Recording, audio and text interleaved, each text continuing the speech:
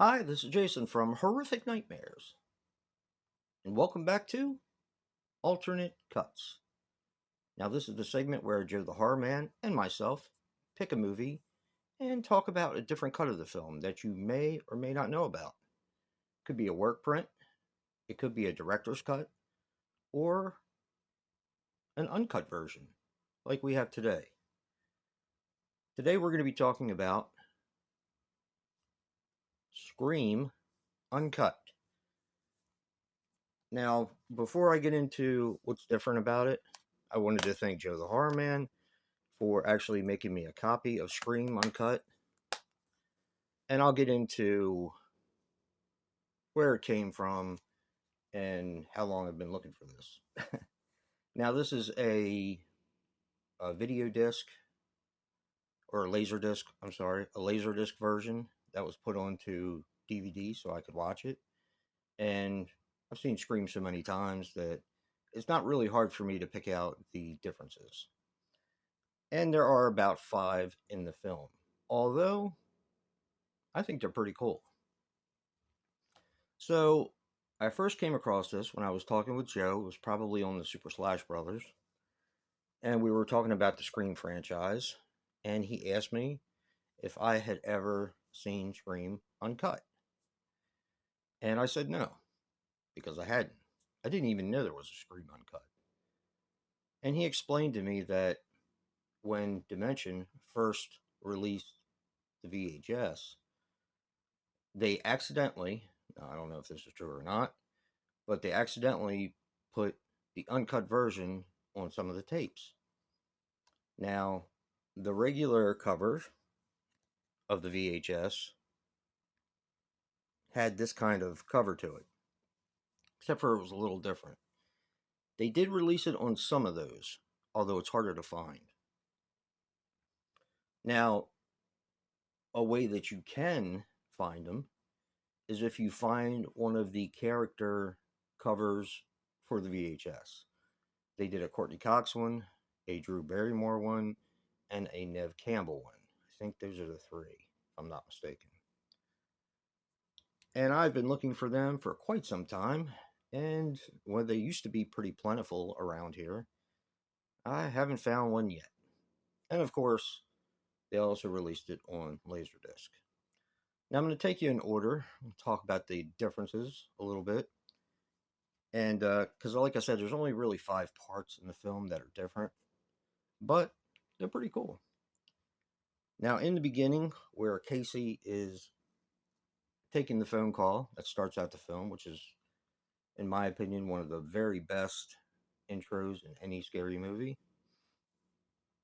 when she is turning on the back porch light and sees her boyfriend Steve in the chair, when she loses the game and they cut him, he is actually disemboweled, and as he's moving around, his guts plop onto the floor, where it wasn't like that in the original. Of course, the MPAA made him change a few things, and these are the changes. The second change is when Casey is hanging from the tree. You do see more of her entrails.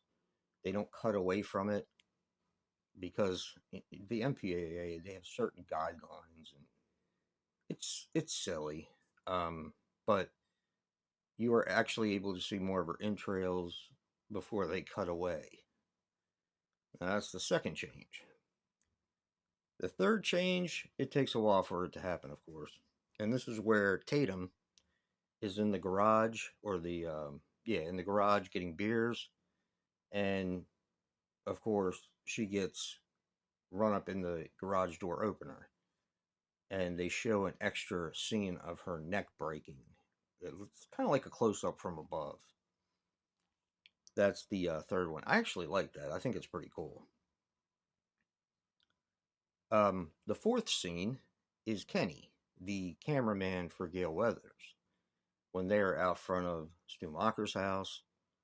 Um, when Ghostface slits his throat, they show more of it. It's not a cutaway like it is in the regular film. And that's pretty cool as well. Um, Finally, the last scene is when Billy and Stu are, of course, explaining their motives and what they had done to Sydney, and they're stabbing each other because they have this brilliant plan of the father being the killer. He kills everyone, shoots himself in the head, but Billy and Stu were supposed to be left to tell the tale. Well, when they're stabbing each other, you get to see more of the blood, and it's quite a bit. Um, just it's not really much different, but they do show more of it. All in all, this is a lot of fun. It doesn't really add much time onto the movie at all, maybe a few seconds here and there, but it's I'm actually surprised they wouldn't let him put this in the actual film itself. And I'm glad it was released in some form of physical media because that way you won't see it streaming. You'll only see it if you get the VHS tapes or the laser discs because unfortunately all the DVDs and all the Blu-rays that they put out, they don't have the uncut version of the film on there, and that's a shame. That's why we always say physical media matters. So, what do you guys think? Have you seen the uncut version? Let me know what you guys think. And don't forget to check out Joe's alternate cut for Scream. Once again, remember, guys, physical media matters. And until next time, peace.